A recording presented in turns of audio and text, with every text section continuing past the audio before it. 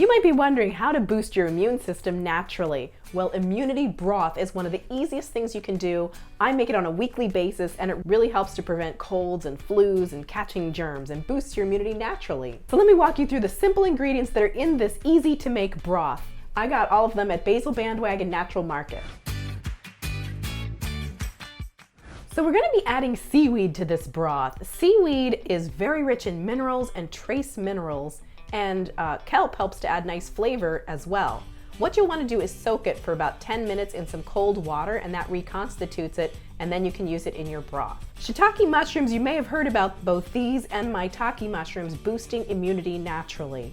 They're also a great source of naturally occurring vitamin D because they absorb the sun really well and translate that to your body when you consume shiitake mushrooms. These are baby shiitake mushrooms. They're really cute. They're gonna add nice flavor and good immune boosting benefits to the broth. This is dried astragalus root, and astragalus root is known as an herb that has boosted immunity for centuries. Herbalists have used it. So this is great to add to your broth. If you do find the taste a little strong, you don't have to use as much as I'm gonna be using in this broth. Then we have a few cloves of garlic.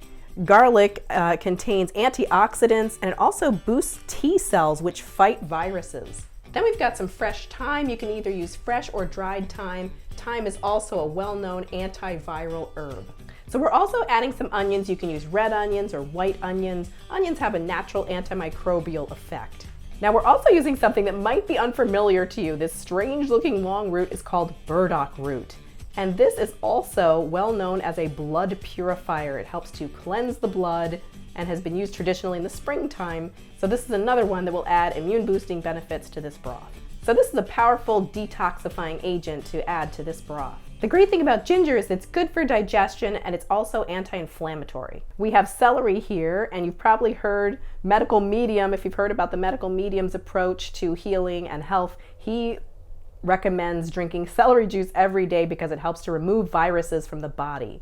In this case, we're cooking it, but it also helps in that cleansing effect. We're using some carrots, and carrots are very rich in vitamin A. Vitamin A and other antioxidants are really important in keeping your immune system super strong. Last but not least, we have vitamin C rich parsley. I'm using a whole handful here. You can use as much as you like. It adds nice flavor and is also antiviral.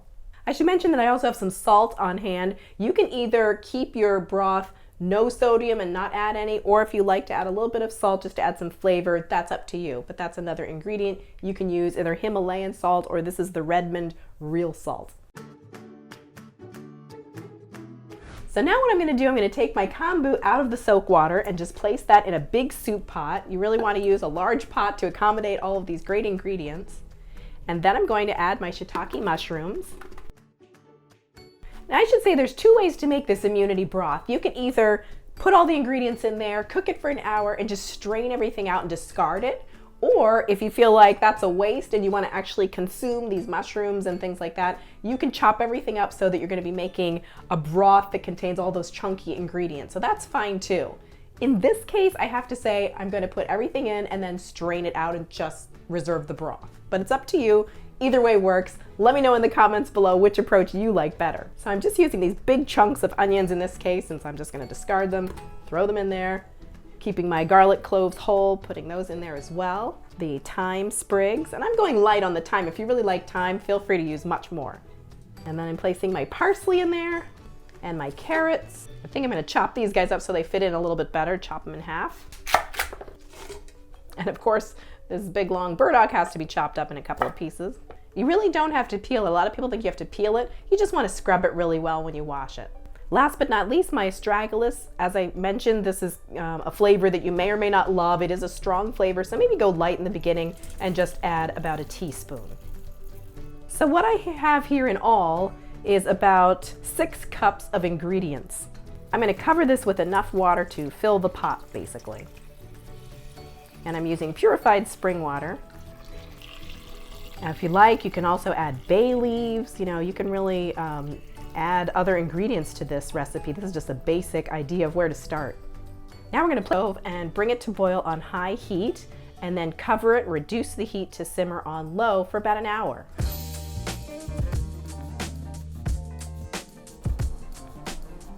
So after an hour, if you're going to be adding salt to your broth, now's the time to do it. You can go ahead and add a half a teaspoon or a teaspoon of sea salt. Otherwise, if you're keeping it sodium free, then you'll just want to strain out your vegetables.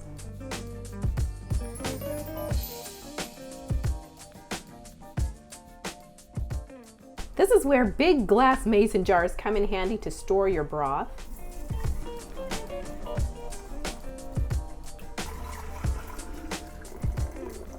And now it's ready to go. You can use this to make soups, or you can even just drink it as a nice warm beverage instead of tea, either in the morning or in the afternoon for a nice, nourishing, immune boosting treat. So I hope you enjoyed learning how to make this immune broth. Of course, there are other things you can do to keep yourself healthy during cold and flu season, like hand washing, using natural hand wipes. I like to use natural disinfecting cleaning wipes that contain things like thyme oil that help to fight 99.99% of germs naturally with no chemicals. And of course, you want to get a good night's sleep. Generally, 7 to 8 hours of sleep is what you need to help boost your immune system, and avoid foods like sugar and pastries and too much caffeine and things like that that can lower immunity. So if you enjoyed these tips and like this video, please give it a thumbs up, and please subscribe for more healthy cooking videos every week.